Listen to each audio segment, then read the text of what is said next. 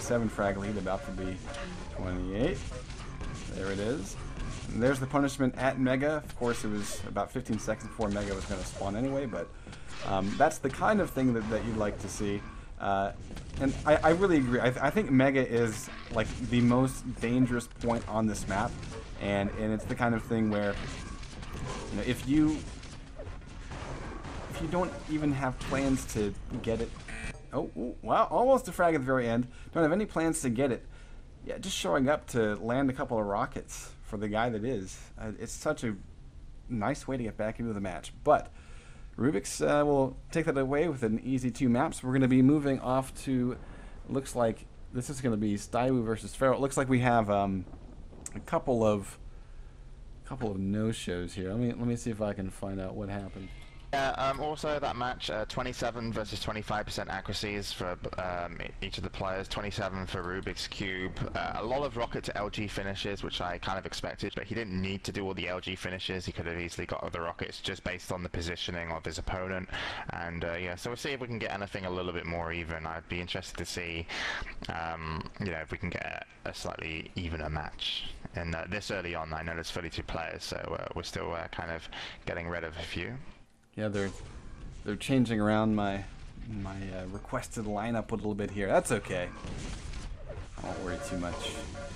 Alright guys, so we're going to watch these guys warm up for a few seconds. This should be Feral versus Staiwu. Staiwu we've seen many times on King of the Hill, and he plays pretty well.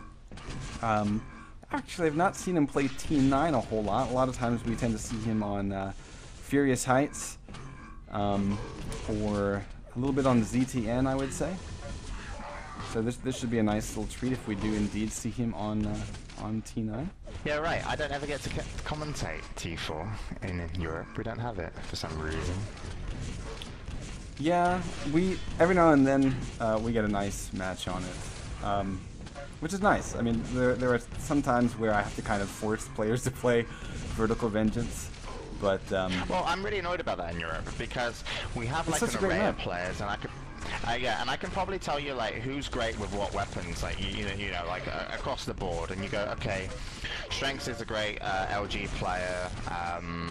Kilson is a great railgun player, so is Fox. Zamus is a great, fantastic rail and LG player, and then Cypher, cool, really good with the rockets.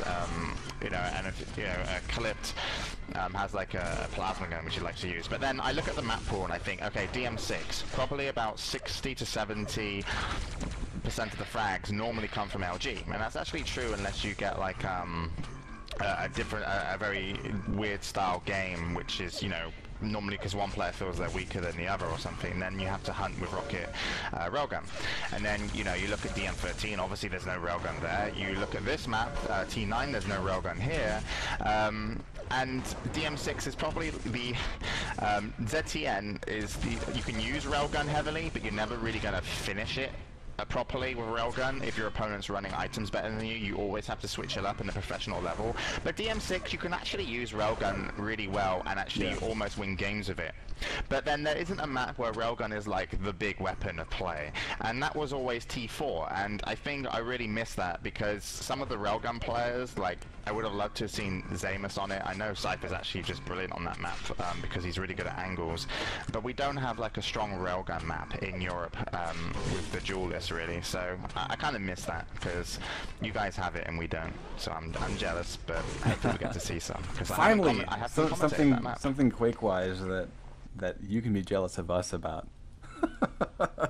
I mean, other than of course the world champions, but okay, well, yeah, sorry, yeah, the map as well, T7, you know, that can be railgun heavy, but, you know, a lot of the fights are actually very contained in the rooms because of how deep the power-ups are, the red armor being on by the pillars and the mega being on the edge. Normally you get rocket LG kills by pillar, and then you normally get LG railgun kills by mega. You know, that's how they like to attack. Those items are really good in those areas, so this is probably the most Rayleigh map, maybe next to ZTN. Yeah, I would agree there. I'll have to see. I mean, I think DM6 is strangely enough, it's almost like I don't see American players using Railgun enough on DM6? It's because Railgun does 80 damage though on DM6. So like if your opponent's running RA Mega, he's got such a simple route, and he's also got the ability to hide. It makes Railguns really kind of like annoying to knock him off, because when he's at 200, I mean that's a hell of a lot of rounds you got to connect with before you can actually push into attack. And since those power-ups every 25, every 35 seconds, how many Railgun shots do you think you're going to get into your opponent when he doesn't want you to hit him after picking up the red? You're going to get one chance to hit 1 or 2 rails maybe, and then at Mega you'll get another chance to hit 1 or 2 rails. So unless you connect back to back with Railguns on DM6, you don't pick up kills anymore, unlike in Quake 3 when it used to do 100 damage. So it's not really as rarely as it used to be. But coming here on T7 between these two players, I'll be interested to see what styles they have. They are asking us if we're ready, and Greece is going to be like, yeah, we're ready. Jace is talking a lot of shit on stream, but I promise I'll stop at some point. So, no, and like you make a really good point. I mean, that Railgun change really does impact how DM6 plays out. Although I guess I just feel like it seems like Rail is still underused. Like I can still see moments when I see players duking it out there, where I'm like, well, okay, Railgun could have at least made this fight the next fight a lot more even. That being said, let's talk about what has just gone live. We've got Stywoo doing an RL start. He forgoes the Mega because he wants to get LG first. That's a nice start there. He's going to drop in on the yellow, and now he's basically able to take whatever fight he needs. He needs the Railgun. Feral picked up that rail. This is very nice from Stywoo, because he's actually moved in lower after pick the LG up first, so he's not taken the LG, so his opponent doesn't really know where he is. He's in position for the red, and he will win the red, so now he's just got to try and lock down the kill. And his opponent hasn't left the fight for some reason, and he's at a big disadvantage now. I'm probably going to die if Stywoo can actually finally land a rocket on him to get a kill, which he does. He hit like 50% rocket there when like most shots should have been 100%, and Mega will spawn for him. So that's a great start for Stywoo. Nice little bit of style that he had to his opener. You kind of think as the opener sometimes in Quake Live as like a chess opener. Your first pieces really kind of decide what your opponent does, and you can really kind of throw him off sometimes. So nice work. Good grenades there from Pharrell, and red should be an easy pickup from Stywoo. He should have actually moved top level and looked for a shot on his opponent. I don't know if he should be here. I think he could have run both, and now he's going to be late for Mega. Oh my god, that's lucky.